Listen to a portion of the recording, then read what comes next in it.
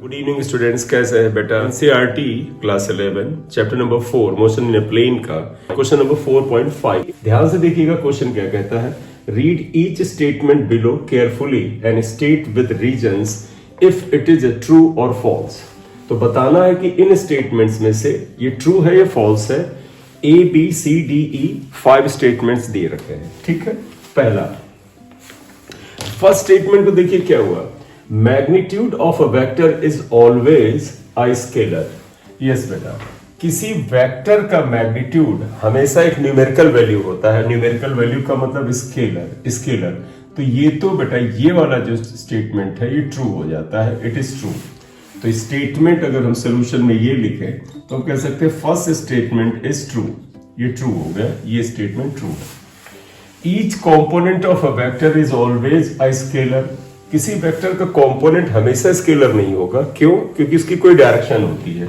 जैसे एक ये वेक्टर है ए, इसका अगर कंपोनेंट हम एक्स एक्सिस पे ले, वाई एक्सिस पर ले, तो इसका यहां पर कंपोनेंट आ जाएगा जिसका magnitude ax equal to a cos theta होता है, लेकिन इसकी डायरेक्शन x एक्सिस के अलोंग होती है। तो you can say that this component is along x axis. और जब आपने x एक्सिस के अलोंग बता दिया इसका मतलब डायरेक्शन है, तो इसलिए ये स्केलर ही होगा, ऐसा नहीं है।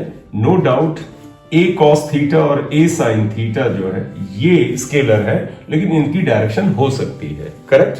तो इसका मतलब ये स्टेटमेंट हुआ each component of a vector is always scalar. हमेशा स्केलर नहीं हो सकता, ये गलत है। इसका मतलब ये स्टेटमेंट जो है ये फॉल्स है। तो स्टेटमेंट बी इज फॉल्स, ये गलत हो गया। C total path length is always equal to the magnitude of a displacement vector of a particle. नहीं, पाथ लेंथ मतलब डिस्टेंस, वो हमेशा मैग्नीट्यूड ऑफ डिस्प्लेसमेंट थोड़ा होता है। ये तो बिल्कुल ही गलत है। क्यों? जैसे एक पार्टिकल यहां से चलता है, ए से बी तक जाता है, ये पार्टिकल ए से बी तक गया और फिर वापस मान लीजिए बी से वो सी तक आ जाता है वापस। तो दूसरी जगह बना देते हैं, देखो बी से सी, तो पार्टिकल ए से बी गया सीधी लाइन में और सी तक वापस आया। तो डिस्प्लेसमेंट इसका ए से सी तक ये हुआ, दिस इज द डिस्प्लेसमेंट, ये डिस्प्लेसमेंट आएगा। तो अगर आप चेक करें displacement is A to C, ये इतना मेजरमेंट आया, लेकिन पाथ लेंथ में तो A B plus B C आएगा। Path length A B plus B C. तो ये जो स्टेटमेंट आया कि total path length is always equal to the magnitude of displacement vector, ये फॉल्स स्टेटमेंट है। क्यों फॉल्स है? क्योंकि मैंने एग्जाम्पल में आपको समझा दिया है। दूसरा, आप ये भी जानते हैं कि total path length is equal to the magnitude of displacement only in one condition. हम ऑलरेडी जानते हैं बेटा टोटल पाथ लेंथ जिसे डिस्टेंस कहते हैं is equal to the magnitude of displacement only in one condition. अगर एक पार्टिकल सीधी line में चलता जाए और पीछे की ओर मुड़ के ना आए, तो फिर आप कहोगे कि पाथ लेंथ और डिस्प्लेसमेंट दोनों का मैग्नीट्यूड सेम है। ऑलवेज नहीं हो सकता है, इट मे बी, पॉसिबिलिटी है। अगर यहां होते it may be equal to, तो ये सही होता, यानी ये स्टेटमेंट करेक्ट होता। तो यहां पर तो फॉल्स हुआ, तो C is also false statement. अब स्टेटमेंट डी पर आते हैं। D, the average speed of a particle. अब आगे इन्होंने इसकी डेफिनेशन दे दी है, defined as the total path length divided by the time interval is either greater than और equal to the magnitude of average velocity.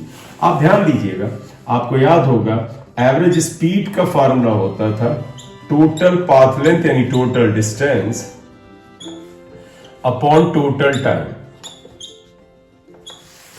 और एवरेज वेलोसिटी जो होता था, average velocity is actually displacement upon time या time interval. आप बताइएगा अगर total path length जो होता है वो केवल एक ही स्थिति में डिस्प्लेसमेंट के बराबर होता जब पार्टिकल स्ट्रेट लाइन में जाए। Total path length is equal to the displacement if a particle moves in straight line. तो उस स्थिति में एवरेज स्पीड और एवरेज वेलोसिटी इक्वल होगा, यानी एक पार्टिकल सीधी लाइन में बगैर वापस आए चलता रहता है, तो टोटल डिस्टेंस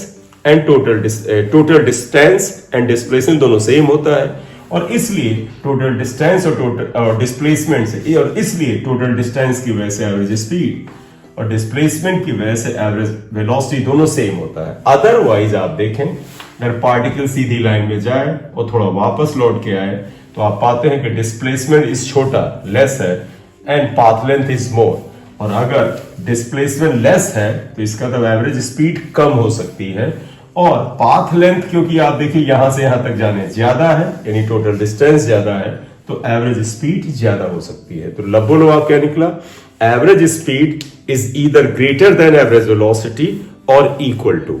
तो इस आधार पर देखें, average speed of a particle is either greater than और equal to the magnitude of average velocity of the particle over the same time interval. This is true, ये ट्रू है। तो डी स्टेटमेंट जो आता है, it is true, it is true. अब statement E पर आ जाए।